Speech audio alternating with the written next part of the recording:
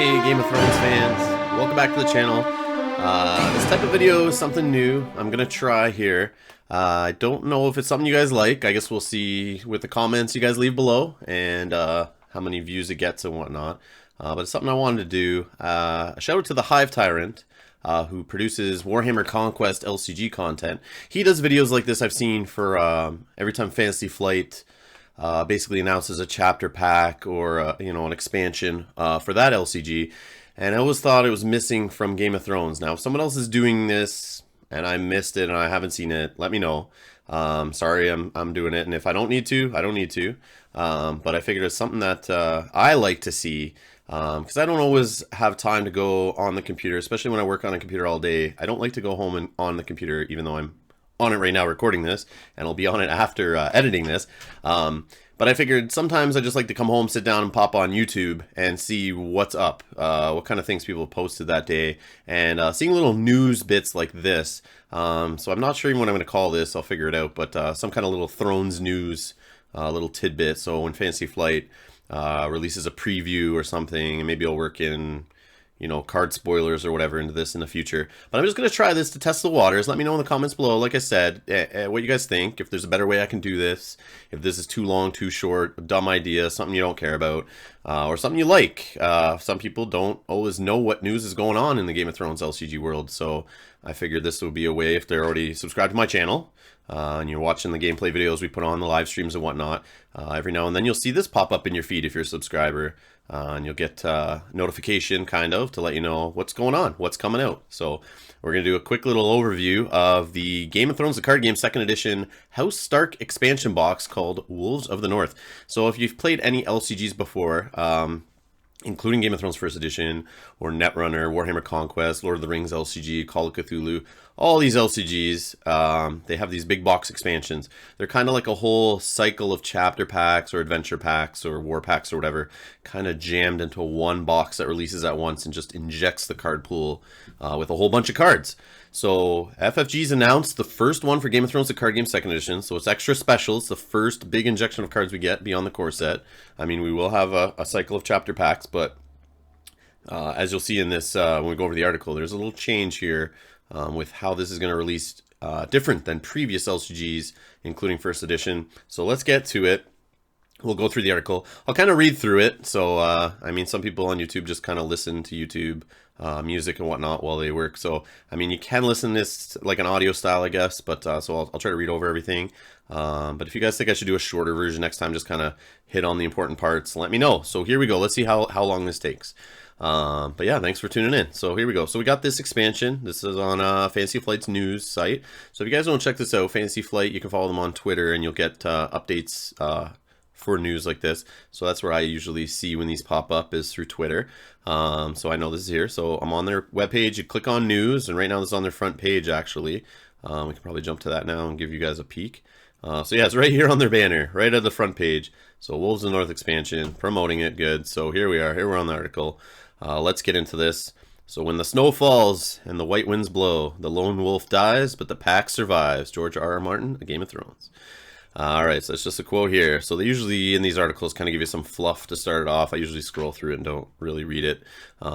It's usually just marketing mumbo-jumbo, because I just want to get to what's the new stuff. But Fantasy Flight is proud to announce their new deluxe expansion, as we said. Those who dwell in the northern Westeros can be a harsh, cold winter, harsh and cold as winter itself. But words like honor and trust still have meaning there. Fearsome in battle and uncompromising in negotiation, the men in the north are hardy and well equipped to survive winters that can last for years. So they're obviously going to do some winter stuff. As I scroll down here, I see they're gotten bold here. They're going to definitely focus on some new themes. So the journey northwards, basically Knights, Lords, Lays Out Stark, and the first deluxe expansion will be released. In this expansion, House Stark takes a spotlight as they gain new cards to guide your Stark decks in new and unexpected directions. You may use Direwolves to cow and overpower your foes, rush to victory with the aid of House Tully, or draw strength from the winter itself. Throughout the box, you'll find new versions of iconic characters like Eddard Stark, Catelyn Stark, Jon Snow, Arya Stark, alongside characters entering the game for the first time, including the Blackfish, Shaggy Dog, and Rickon Stark. So we're going to get a good injection of Stark characters is what they're telling us here. And the focus on the direwolf themes, which we got like a taste of in the core set. It's nice that they're going to give us a little more of that. The House Tully theme, that was a theme in first edition. So bringing that back is kind of cool, because we know House Tully's pretty tight with Stark. Catelyn's a Tully. So they bonded that House Stark and Tully together there. So we're going to get the Tully sub-theme again, it looks like. And the Blackfish, as we see down here. Let's see, we'll just jump to the art, I guess. An assortment. Oh, here we go. Though this is kind of important, actually. This I like a lot, because I'm not really a Stark player. I like Stark in second edition more than in first, but to entice you, so new players, you can always just jump into Thrones in the future, and if it's anything like first edition or like some of the other LCGs, if you pick a faction, you can grab the core set, then you grab an expansion of your house, so or your faction and whatnot. So in this, they're releasing House Stark. So let's say a year from now, or 3 years from now, whatever, let's say each faction has a box out or a couple boxes out for a different few factions, whatever. You could recommend to a new player, jump in the game, grab the core set. It's always a good starting point. And then grab the expansion for the house you like, and maybe a few chapter packs here and there. So for this, there is incentive usually for non-Stark players to buy the set also, because they do give you neutral cards in there you can use. Or, and it says right here, they're going to have options, 6 neutral plots, but they'll also have 2 new non-loyal cards for other houses beyond Stark. And then you'll see here they also mention Mance Raider, Quinten Martell, and Aego. So Aego the Dothraki, they're going to be in there. So that's some characters for other decks. So you're kind of enticed as a non-Stark player even, you know, and just not a crazy completionist like I am. You might want to buy the set too, just to get some cards for your non-Stark decks. And I know in Warhammer Conquest, what they did for that first big box is, for the Tyranids, they kind of released the Tyranids out there, which was a new faction. But the cards in the Tyranids box for the other factions kind of countered what was in there. So if they're pushing Stark forward, let's say craziness with Direwolves in Winter, they might give the other faction some anti-Winter or anti-Direwolves. Not specifically like anti-Direwolves, like cards that discard Direwolves or anything like that, but just, you know, let's say Stark starts getting crazy with the military. Maybe they'll give some other factions some of their military players or ways to counter military, that kind of thing. I don't know if I'm explaining it right, but I don't know if they're even going to do that for this game. But it'd be kind of neat if they kind of, to balance the game out, kind of give the other factions a little fill there. So we go down to the art here, and we have a hidden card here in the back. 5-cost character, military. We got Catelyn, who we'll see a little more of shortly. We got the Winterfell Heart Tree for 1 gold, a location hiding back there. And we have the Blackfish from first edition. This is a champ card designed by 2009 world champion Eric something or other. Butzlav? Is this Eric Butzlav's card? I'm not sure. I'm not that hardcore. I don't remember all this stuff. I wasn't around the game when that card came out. I am sorry. I am sorry. For you first edition hardcore guys that are yelling at me right now, I'm sorry. But anyways, House Tully, Knight, Lord, the Blackfish, 4 strength, military power, 6 cost. He is loyal, as you can see poking out from behind the card there. So while the Blackfish has 4 more power on it, each House Tully character you control does not kneel when declared as an attacker. Reaction after you win a military challenge as the attacking player, I'm assuming it says, draw a card, limit once per phase. So we got some card draw. And he gets some power, and when he gets a bunch of power on him, he buffs up the House Tullys. So it's kind of different. I believe in first edition, yeah, maybe it was the same. I can't remember. I should have looked this up. I'm so sorry. I probably can look it up now, actually. Let's see if we can do that here. Let's open up a new tab and go to Card Game DB, because we have the power of the internet. All right, so let's go to cards. And come on, website. Look. All right, the Blackfish, Lords of Winterbox, if I am correct here. Search. Yeah, so here he is. Not that you guys care too much, it is from first edition. But while the Blackfish has 3 or more power, your House Tully characters do not kneel to attack. See, no one that I know played with this really ever got that power going. But it has a response after military challenge you win as the attacker. Draw a card. That was really why everyone played it, was for that response. Yes, and it is Eric A. Butzloff. Sorry, Eric. But yeah, that's the first edition version there. But we'll forget about that. Who cares? Because it is first edition, and first edition is gone bye-bye. Alright, so we have an attachment here. It's a condition. Non-limited locations. Non-limited location with printed 3 costs or lower only. So it's an attachment. Frozen solid. There was one from first edition. And you can attach this on a non-limited location with printed 3 costs or lower. And it's terminal. So if it falls off from a location, it will go to the discard pile. Not back to hand like other attachments. And you treat attached locations printed text box as if it were blank except for traits. So yeah, you can blank some pretty good locations. Like Red Keep.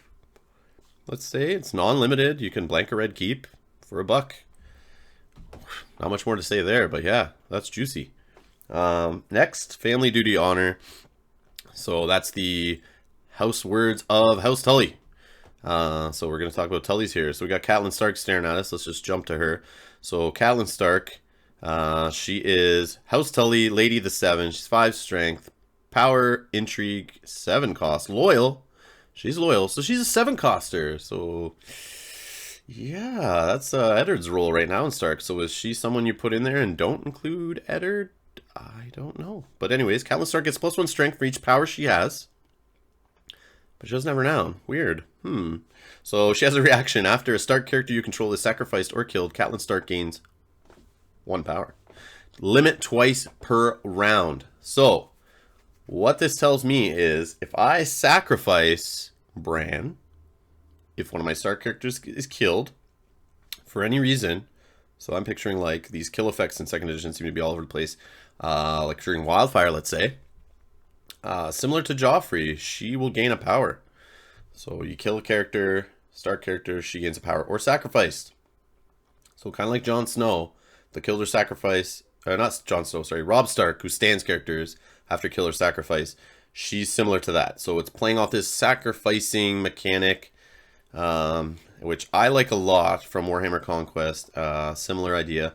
You sack a guy or a guy gets sacked and you benefit from it. So it's like a lose to win kind of thing. I like that. She gets the power. She gets +1 strength. So she starts to grow in strength and becomes intrigue and power presence, especially intrigue presence. As Stark kind of doesn't really have a big beefy intrigue player. Catelyn was it, I guess, from the course set. But now we have an option here if you want to go intriguey. My style here, intrigue in Stark, you can do it, which is kind of nice. So you never know. When you get Catelyn in your deck, you can build a Stark deck, and the player who sits across from you sees Stark has your house card. They might not know if you're, you have that intrigue defense. Now you're kind of worrying about Starks coming at you, with some heavy intrigue that you might not have expected. So yeah, so we'll close that. So she costs 7 gold, they're saying here. Her abilities certainly give her the punch you need to rush to victory. So she does have that rush mechanic to her. She does gain power, so she can build power up on her. So you got to keep her in play. She is a weakness, right? If, your power is sitting on a character out in play, that could go away. Especially if it's the last one sitting there and you march to the wall her or whatnot. Sorry, I got an itchy nose here, guys. As a character costs, in addition to standard losses through military challenges and other game effects, many Stark characters introduced in this expansion must be sacrificed for their effect. So they're going to add more cards that play off of this. And we'll see if we see any spoiled. I can't remember if there are any in here. But it is saying. So it will accelerate Catelyn's potential to gain power. What's more, Catelyn Stark gains an additional strength for every power token on her, and we already went over that. And when you combine this with their valuable intrigue icon, Catelyn can quickly become an important leader for House Stark. So they're pretty much hitting on what I just said. I have not read this part here, so I'm sorry if I just repeated that. I should probably go over these articles a couple times before jumping in here. So yeah, so I'm not fumbling all over the place. But this is the first one. I'm sorry, guys. Sorry for the poor reading and whatnot. But let me know if you like it or don't, and how I can improve. So your House Tully characters can rush even faster. So House Tully is a rush theme. That's what they're going with here. House Tully is a rush theme. And the Blackfish definitely leads into that. We already looked at him. So here he is, not hidden behind another card. So I did get that right. So yeah, he does, well, he has 4 more power on him. So it's this risky, like, fragile power gain. So power's all on your characters as Stark, which you shouldn't really be losing military challenges, but they do, like, Blackfish is missing that intrigue icon. But he still could take attachments like Little Bird to protect him from Tears of Bliss. But he is a guy that could get a bunch of power on him and then die before you get to the victory. So your house of cards you're building with all that power on your characters could crumble and fall apart. It's a risk, but that's Rush. Rush is all about rushing for the win, but sometimes you get tripped up and fall on your face and lose. Okay. So we went over to Blackfish. They have enormous potential for outracing your opponent to victory. So yeah, definitely going for the Rush. Fortunately, House Tully can turn your power into economy with the Septon. So we have the House Tully Septum here. He's an ally House Tully, the 7, 2 strength, power icon, not loyal. Marshalling action, discard 1 power from the character you control to reduce the cost of the next House Tully or the 7 traded character. You marshal this phase by 2. So you're discarding 1 power from a character you control. So all that power I just talked about piling up, and you can reduce a Tully or the 7, which includes these little guys here, in both traits. You marshal by 2. So 1 power can be turned into 2 gold. That's basically how I'm looking at that. But only once per phase. Only once per phase. But it is a marshalling action. It is per character. These are guys that are non-unique. So you can have a couple of these guys out in play. So each one can be triggered, I believe. Limit once per phase is per card, right? So if I'm not wrong, let me know below if I am. But I'm pretty sure if I have 3 of these guys out, I can discard 3 power. So I would do it once, marshalling action, discard the power, reduce by 2. But I could do it again with another one of these guys and play trigger that guy. And do another one and trigger that guy, kind of like reducing with multiple locations. And, I could reduce a House Tully character by 6, doing 3 of these guys. That's a perfect world scenario, but I'm pretty sure that's right. And if I'm wrong, Alex Hines, you let me know. Alright, so that's him. So that's his action. We went over that. So the winter winds are blowing. So here's the winter theme. So seasons. Are they coming back to 2nd edition from 1st edition? So in 1st edition, they had these little ravens you attached to your house card, which there was a black raven that made it summer. So decks would be built around summer mechanics. You could turn the season summer in a game, but then the winter player could play a white raven, which would discard the black raven and turn it winter. And then when winter was turned on, he would have all these cool effects for his winter decks. So it was this whole cool idea, because in Game of Thrones, the Song of Ice and Fire, that universe of Westeros, Essos, whatever, there's only winter and summer, and there's long winters that last forever and long summers and whatever that last years. So in the Game of Thrones card game, there was this cool mechanic, like I said, of switching between the seasons. So it looks like it's coming back. So the Starks are obviously going to focus on winter. Shocker. So in a realm where winter can last for year upon year, those who live in the north must be resilient and prepared for famine or cold. Often, armies from the south suffer the most in a northern winter, and when you play as House Stark, you can use the power of winter against your enemies. So yeah, come into my backyard and see if you can survive. It's basically what they're saying there. A number of other cards in the Wolves of the North interact with plots that bear the winter trait. So that looks a little different. So they're going to interact with the winter trait. So yeah, so we have some plots there that have the winter trait on them already. Like Winter is Coming. If that's the plot name. I'm drawing a blank for some reason. The 3 gold for initiative to claim plot. Yeah, I believe that has the stupid fear of winter art from 1st edition. That's why I get confused. But yeah, that one's a winter trait. So they're saying you're going to get cards that interact with plots that play this winter trait. So I'm assuming we're going to get some winter traded cards in this box, or else, that's not very many. So that's kind of a cool way to do the season. So as long as the winter trait, so not the Raven, so you don't attach anything to your house card, it looks like. It's just based on a winter traded plot being revealed. Winter is on kind of thing, I would assume. So let's read this here. So we got Winterfell, which we're staring at there on the art that you've been looking at on the right side of the screen. So 4-cost location, but it's loyal. So this is like a, you're going to play this out of fealty. It's unique. So it's kind of like the wall in cost. But it is loyal, so you get some reduction there. So it's got the North trait, Winterfell. Each start character you control gets +1 strength. Like the wall. Interesting. So basically you pay an extra gold for this location, and you get the ability of +1 strength. So are all 4-cost locations going to kind of give us a +1 strength for your house? Who knows? But that's kind of cool. Reaction. After a challenge phase is initiated, Neil Winterfell. Then each player with a non-winter plot card revealed cannot trigger card abilities till the end of the challenge. So that's kind of cool. So even if my opponent has a summer traded plot revealed, he winter rules with this card out. So I don't care if you have summer plot. As long as either of us have a winter plot. So basically, anyone who doesn't have winter is going to get hurt. Including myself. Including myself. So if I'm playing a winter deck, then each player with a non-winter plot card revealed. Oh, I see. But it's a reaction, so it's optional trigger. Optional trigger, not forced. Okay, so... But I might do that, actually. Because there was things in first edition where sometimes you just want to blank... I guess fortified position is kind of similar. You just blank all characters and play. Because sometimes you just... The things that your opponent can trigger are worse than yours, and you'd rather just kind of hold them off. So yeah, so after challenge initiated, you kneel this. And then each player without a winter plot card revealed cannot trigger card abilities till the end of the challenge. So just a challenge. That's kind of interesting. So yeah, so protection from Dracarys is what I'm thinking. Protection from the Plaza of Punishment. Things like that. So things you can't trigger. So it's the things with the bold text like the reaction here. So anything like that that you trigger during challenges phase. Can't do it. So like Warm Rain. That's triggered during a challenge. So things like that. Any of those reactions or things like that. Can't trigger them. As soon as it's initiated though.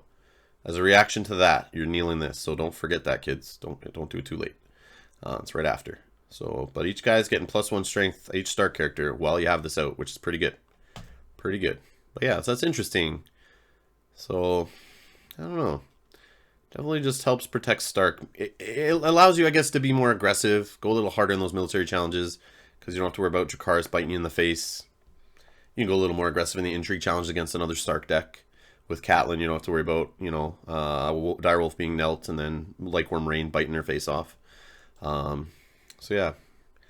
Let me know what you guys think of this card. I'm curious here. Like, I see people building decks around the wall, like Throne Runners building decks around the wall. You know, Night's Watch decks there, and he's loving it. So, would you guys build around this? I mean, we don't know all the Stark cards, I guess, or do we? I didn't really read all those spoilers that were in other languages that I saw popping up everywhere. You know, when this card drops, is there going to be enough in this box to really build a deck around this? Could you right now, with what's out in the core set in the first expansion pack? Could you build around this? Let me know what you guys think. Like, you know, you Stark players out there. What do you think about Winterfell? So yeah, it does. I really should look ahead. But yeah, it talks about stopping Dracarys. Oh, stopping the Seastone Chair. That is a good one. So Seastone Chair, if you guys don't know from Taking the Black, the first pack, we have this card. Some of us have this card, I guess. The pack's not out everywhere. Super annoying. But anyways, interrupt. When the claim is applied for an unopposed military challenge, in which you are the attacking player in your faction card to choose a character without attachments, controlled by the losing opponent instead of the normal claim effects, kill that character. So yeah, so you can, yeah, sure, Greyjoy. Unopposed military, no problem. And you don't have to worry as long as they don't have a winter plot. Those Greyjoys, you gotta watch out if they have a winter plot, which could be strategic now, so you're kind of like balance that. So, you know, if you're worried about Stark in your meta, do you start playing some more winter plots to kind of worry about Winterfell? You know, I guess you can cancel it with Treachery. You can cancel Winterfell with Treachery. So, I mean, if you're really trying to push something through, I don't know. That's a cool little game within the game there. I like that kind of stuff. Is like, when do you block? When you want to have that safe challenge. Alright, so other cards in the Wolves of the North also reward you for a focus on winter plots. If you have a winter plot card in your use pile, you can play Hard as Winter. Okay, okay. So not right off the bat, not first round, but any round beyond the first round. So you got a 1-cost event here, Hard as Winter. Null and Loyal. It's a Stark event. Play only if there's a winter plot card in your use pile. So you can't drop this out first turn. This won't be happening first turn unless somehow we get plot cycling going where you can flip to your next plot faster than waiting till the next plot phase. So reaction. After a Stark character you control is sacrificed or killed, put a Stark character with equal or lower printed costs into play from your hand. Interesting. So it helps with the whole I sack a guy or a guy gets killed and boom, I have another guy there to replace him. So it's kind of mitigating that, you know, the weakness of the sacrifice kind of style where like I'm throwing away characters mid-challenges phase and I'm weakening my board, especially if I'm going second. That can be pretty rough. But at least with this card, I can do that and still get a card back into play, a character back into play to kind of fill that gap. So I still can get my effect off from discarding with Catelyn or Robb Stark or whatever, and I can still pop another character out to maybe do that effect again. So it just gives you this option of you know, triggering that effect. So yeah, it's kind of cool. A little kind of, not recursion, but you know, just keep the pain coming, like keep the pressure on from Stark. Or if you're falling kind of back, you can, you know, keep the defensive wall up. So yeah, all right. So that's Hard as Winter from Wolves in the North. After Stark characters sacrifice or kill, we just went over that. I should just read these, but I like to bring the card up so you guys can see it. That's better. So for instance, you may use Bran Stark like we talked about to cancel an event and play Hard as Winter immediately to put a new copy of Bran into play. Because remember, sacrifice just goes to the discard pile, guys, not the dead pile. So for sacrificing Bran Stark, it's discard pile. So you can play another copy of him for sure. Alright, so we got this Tithe here. Event, 0 cost, looks neutral. Not sure what it's doing back there. We'll see if we get it spoiled shortly. We have Stone Snake, I assume. That is. He's got stealth. He's a ranger. We have To the Rose Banner. You guys can see that here. This is a marshalling action for Tyrell, so we can see this one. Non-loyal. It's 0 cost event. Choose a Tyrell character you control, gain X gold, where X is that character's strength, then sacrifice that character. Okay, so not the sacrifice mechanic blending with Stark there. It's Tyrell character you control. And the Stark ones all specifically say Stark character. Right? Yep. Where is it? Hard as Winter. Yeah, Stark. Has a little wolf head there. So yep, so it definitely can't mix these. That's kind of cool. So they kept that separate, so it doesn't get a little too crazy. So gain X gold and then sacrifice that character. Kind of cool, you know. So you basically throw away. So if you're in desperate need of resources, which kind of goes good with Pleasure Barge that just came out in the first chapter pack. So that's giving you a -1 gold bonus when you play it. If you haven't drawn any cards this round yet, this phase, round phase, Pleasure Barge. Don't remember, but anyways, round or phase, you get to draw 3 cards off of it. But then it gives you -1 gold for next time you count gold. So this is kind of the balance to that. So I guess you're drawing cards, you spend the money, put characters in play, and then later you can invest, you know, kind of invest in those characters, and then later when you're hurting on money but you have lots of cards, you can sacrifice a character in play to get a different one in play. So you might need that extra gold or 2 to get, you know, Lady Olenna or Randall Tarley in play. And how you're going to do that is just sack a Chud and you get X gold where X is that character's strength. And what's interesting, character's strength. Character's strength. Let's just look at something here. I am curious. The wording on Marjorie Tyrell. Actually, we should go to Card Game DB. Sorry, guys. Card Game DB here. I'm curious. So, 2nd edition cards. Let's look at Marjorie.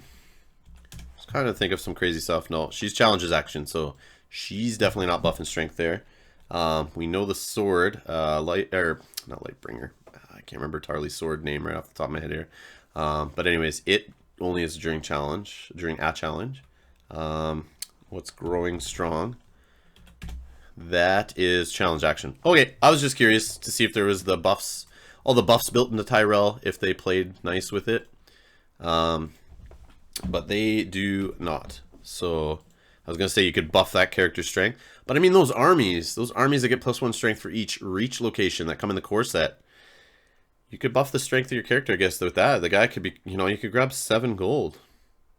If you had a couple reach locations out, or I believe they're 5, maybe 4 strength. But, you know, you have a couple reach locations, which are their reducer or reach. So, I don't know, just thinking here. Maybe you could get a whole bunch of gold. But if you guys want to let me know of other interactions there, that'd be kind of cool.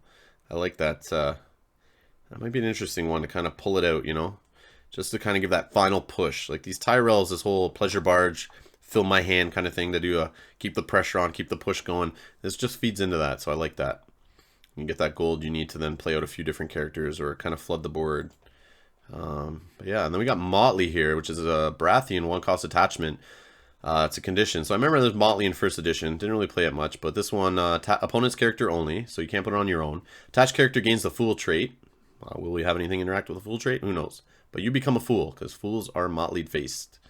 So, reaction. After attached character is declared as an attacker or defender, discard 1 card at random from its controller's hand.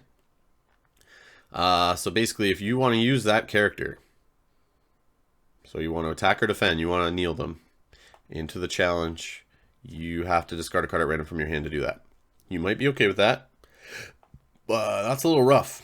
But it's condition. It's a condition attachment, so there is stuff to get rid of that. And it's attachment in general. There's ways to get rid of that, obviously.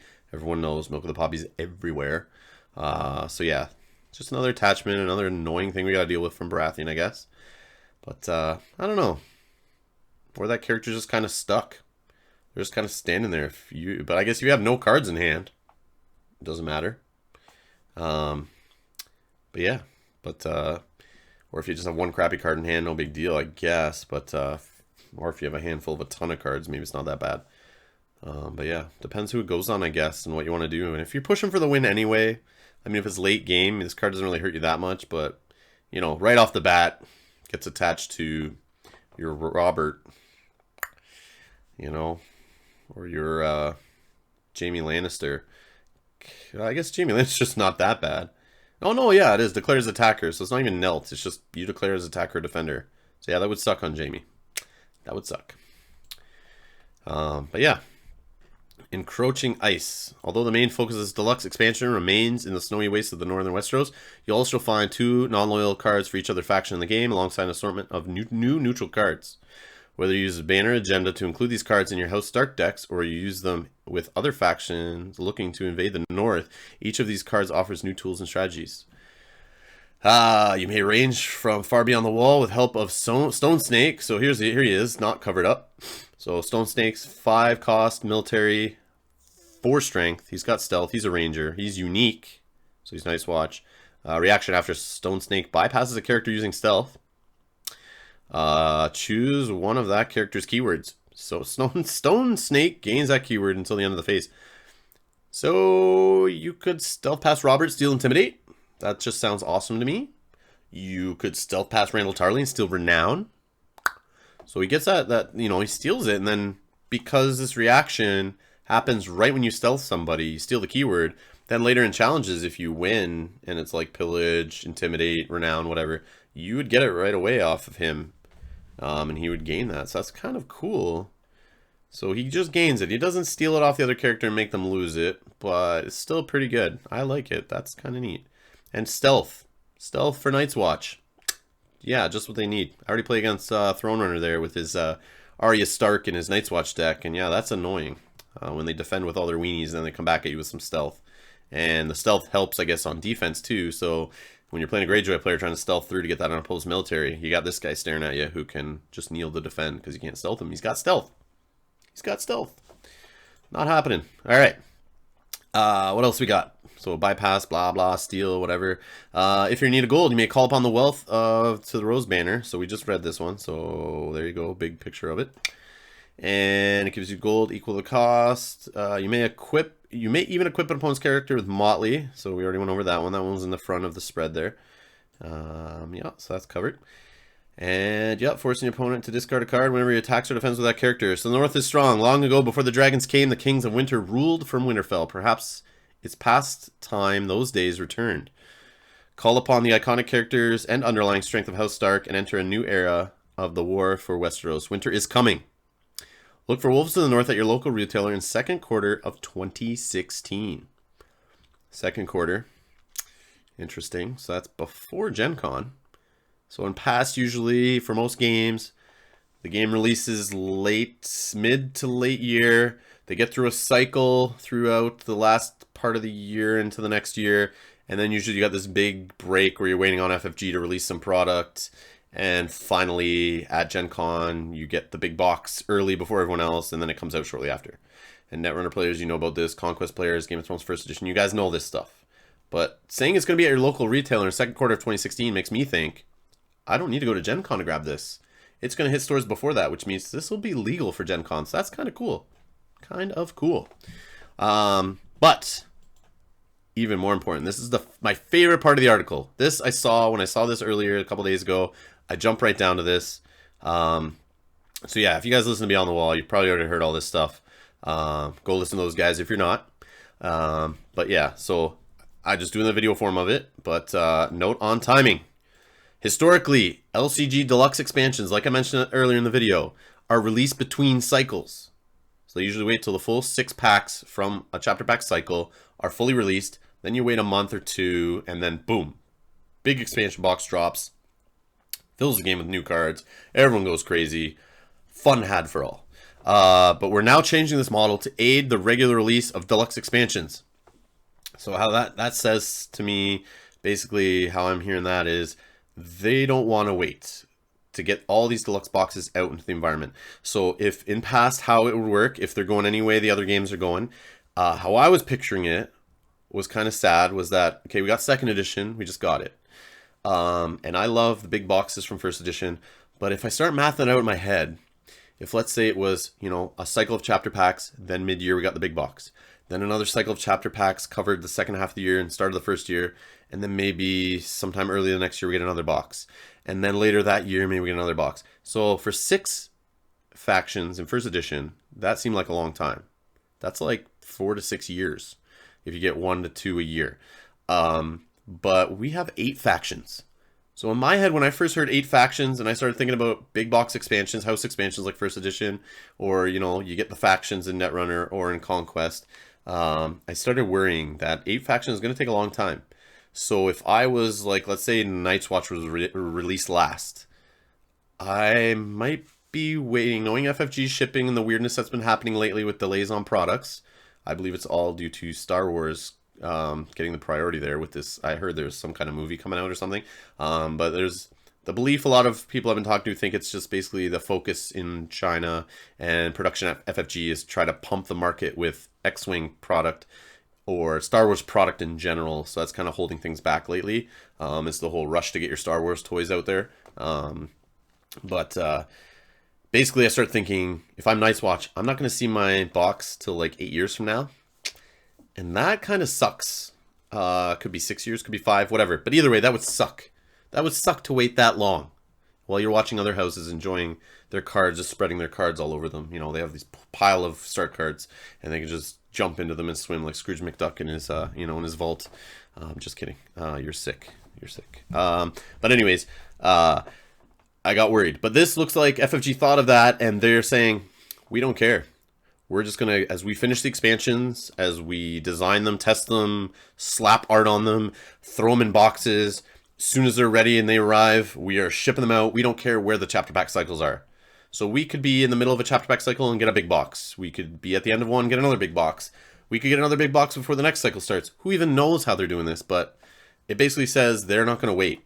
So we're going to get flooded with some cards quicker than we should, in theory. Get them quicker than before, which I'm all for. So it sounds like they're spoiling this before they've spoiled the last 2, I believe, chapter packs for the cycle. So we may get this before those. If they're releasing them in the same order they're spoiling. Maybe we get it before that. Who knows? Who knows? Maybe it just arrives, you know, at FFG headquarters and they just ship it out and we haven't even seen the 3rd expansion yet. Who knows? But it's coming. But 2016, so who knows? Second quarter. If it's at the beginning of the second quarter, end of the second quarter, who knows? Awesome. Awesome, awesome, awesome. So it could come out in the midst of a cycle, they say, and the 2 chapter packs remaining in the rest of the cycle will be announced in the following months. So if you're waiting for those or you think you missed them, they are there. And as we can see here, Steve Cantrell likes this. So he approves. Hey, Steve. But yeah, so that's it. Excuse me. That's it. That's the article. Let me know what you guys think about this video. So we're just going over the article. It's basically, like I said, for people who maybe haven't seen it, or if you just like watching a video form, maybe you didn't read the article, maybe you just listen to Beyond the Wall or the White Book, and they kind of touched on things, and you just need that visual aid that you can't get like I do when I'm listening, driving back and forth from work. You know, they mention a card and I want to look it up, but that's kind of illegal to do that while I'm driving. But don't do that, guys, because that would be wrong. But yeah, so this kind of gives you that video format. So, you know, when you're sitting there on your phone, you're bored in line somewhere, you're at home, you're bringing up YouTube, you're watching my videos, like I know you are, and you should be, subscribe, and then you'll see these pop up. I'll try to do them a little more timely. I just thought of this kind of in the last couple days and just kind of thought maybe I should try it. So it's kind of like testing the waters. You may not see another one. Let me know if you like it. Hit the like button. Leave some comments if you want. You don't have to, but I love your guys' kind words. You guys are always letting me know. And I love the constructive criticism. So if you don't like me stumbling over words and having reading trouble because I'm a little nervous here, let me know. and I'll try to read through this article ahead of time and get it down pat. If you don't like me reading through it at all, let me know. If you just want me to kind of highlight and, you know, make some notes ahead of time, just highlight the important stuff from the article. But what I find important maybe is not what you find important, so maybe that's not the best way to do it. Otherwise, I'd just be covering all the Martell cards and Lannister cards maybe, and neutral cards. I would have ignored all the Stark cards. No, I'm just joking. But anyways, thanks a lot for watching, guys. That's my little news article review, Thrones news, whatever kind of thing. So I'll try to do this for the next spoiler that comes up. So maybe you guys don't see it on the website and you get home and it's already sitting on your YouTube subscriber list feed there, and you can watch it. So please, I can't say it enough. Leave comments below, like the video, let me know if you didn't like something about it. I would love to keep doing these and make them better, just like I did for my regular gameplays and live streams. You guys leave me feedback and I try to incorporate it and make it better, and it's made me better, and I hope it makes the content better and you guys like it better. So yeah, anyways, thanks for tuning in, guys. I'll see you later.